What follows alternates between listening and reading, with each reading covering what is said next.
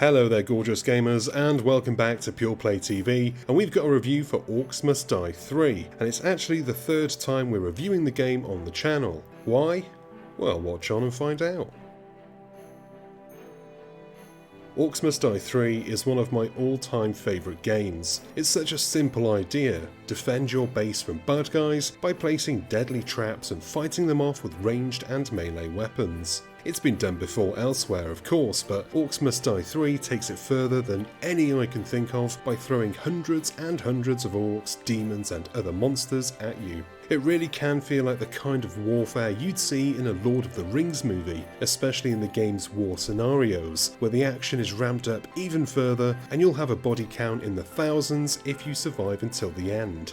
The first time I reviewed Orcs Must Die 3 was for the Google Stadia, RIP, where it was a timed exclusive. A year later the game released on console, and now more recently the game has entered Xbox Game Pass, so whether you're on Xbox or PC, you can play the game as part of your subscription. In recent weeks I've been wasting hours at a time trying to get all of the game's achievements, and I even threw down the cash for the 2 paid DLC expansions, Cold as Ice and Tipping the Scales, both of which add new maps, new enemies, new traps, weapons and trinkets. Each DLC was on offer when I bought them, so in total about £15, dollars, euros or whatever funny money you use in your land, and it was worth it. I've already played the main campaign and the Drastic Steps expansion, which is a freebie for everybody, but I wanted more, so the last few weeks I've been playing through the 2 DLCs, but not on my Xbox or PlayStation. I've mainly been playing on the ROG Ally, which for all intents and purposes is basically my portable Xbox, as I play using the Xbox app, I remote play my Xbox Series X to it, and I use the Xbox Cloud Gaming to play when I'm not at home. It's a beastly little machine, and I'm happy to say that, at least with the graphics turned down to low, the game runs at a reasonable frame rate, between 50 and 60 FPS, though when things do get hectic, it's normal for those numbers to tumble down to the 40s. Mind you, this is a mobile gaming PC, so I'm impressed that it manages to go toe-to-toe with the home console versions, which also start to get shaky when the screen is full of dynamic traps and body parts flying through the air.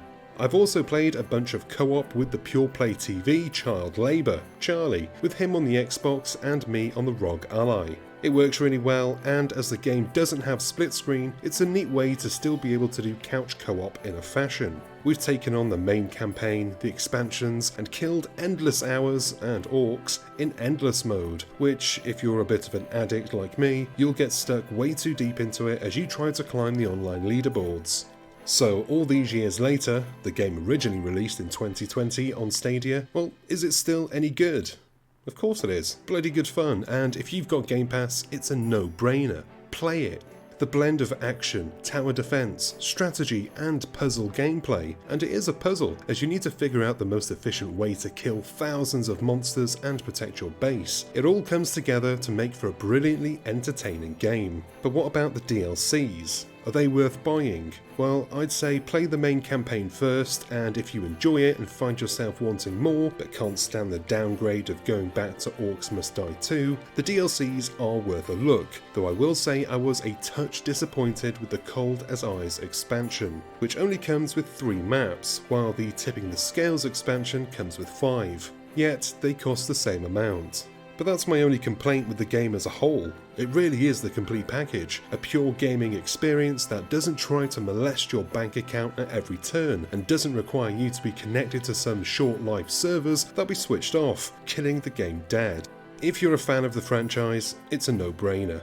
If you're a fan of tower defense action games, then you'll surely enjoy Orcs Must Die 3 and its expansions. If you're still holding out for Orcs Must Die 4, join the queue, I'm at the front, go and buy the DLC and show the developers that there's an audience waiting for more orc slaying shenanigans. And that is the end of this review. Thank you for watching, it's appreciated. I hope you enjoyed this video and found it useful. If you did and you want more of the good stuff, then you know what to do. Go on down below, hit the like and subscribe buttons, and give the bell icon a ding so you're notified whenever we've got new stuff for you to watch. I've been Chris, you've been gorgeous, and I'll see you on the next one. Until then, cheers my dears.